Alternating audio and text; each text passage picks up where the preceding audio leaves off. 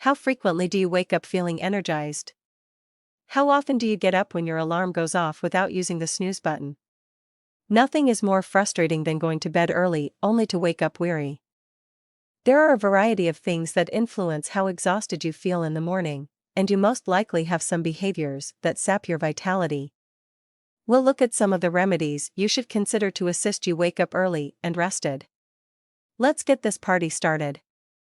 1. Quit snoozing. When you snooze, you don't actually get any additional sleep. It doesn't help you feel any better about getting out of bed. It actually serves no purpose for you. Every time you press the snooze button, you wake up feeling tireder. This is due to the fact that our sleep is divided into 90-minute cycles. When you go back asleep for such a short period of time, your alarm wakes you up in the middle of your sleep cycle, leaving you exhausted and sluggish. I recommend that you utilize the Sleep Cycle app. This app will wake you up at the conclusion of your sleep cycle. It accomplishes this by tracking your movements throughout the night, and the alarm only sounds when it senses you have reached the conclusion of the cycle. If you wake up this manner, you will be far more energized than if you wake up in the middle of your REM phase. 2. Get enough rest every day. Our bodies require a specific amount of sleep in order to function correctly. This may seem obvious, and you are probably aware of it, but we frequently sleep either too much or too little. One of the reasons for this is that we go to bed at varying times. We go to bed at 10 p.m. one day and 3 a.m. the next. However, you should sleep and wake up at the same hour 7 days a week. This manner, your body falls into a routine and you can naturally wake up at the end of each sleep cycle, every day. Also, everyone requires a different amount of sleep to feel energized. Go to bed at the same time every night for a week to figure out how many hours you need to wake up refreshed. Wake up without an alarm clock and record the number of hours you slept each night.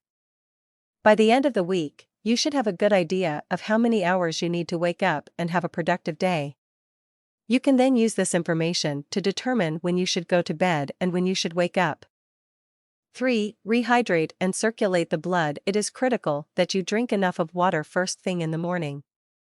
You'll be dehydrated after 6 to 8 hours without water, and dehydration increases weariness. Every night before I go to bed, I put a glass of water on my nightstand, so that when I wake up, the water is already there. The goal is to rehydrate your body and mind as quickly as possible, replacing the water you lost while sleeping. When individuals are fatigued, whether early in the morning or late in the afternoon, what they truly need is more water, not more coffee. Another key thing to do as soon as you wake up is some minor exercise. Any physical exercise that increases your heart rate and blood flow can increase your energy levels. It may sound counterintuitive, but according to studies, wasting energy through regular exercise does not make you fatigued, rather, it builds energy in your body. Even if you think you're too exhausted to do anything, get up and walk around the room for a few minutes, you'll notice an increase in energy that wasn't there before. The activity does not have to be strenuous. There's no need to run a marathon before breakfast. I normally start with some stretching, then jump jacks and burpees. 4. Avoid using screens before going to bed. Your television, smartphone, and computer screen all radiate artificial blue light. The issue with artificial light in the evening is that it misleads your body into believing it is daytime. When it gets dark outside, your body naturally creates melatonin, a sleep hormone. Because artificial light inhibits melatonin production, we can seriously disrupt our sleep because your body does not send signals to your cells that it is nighttime.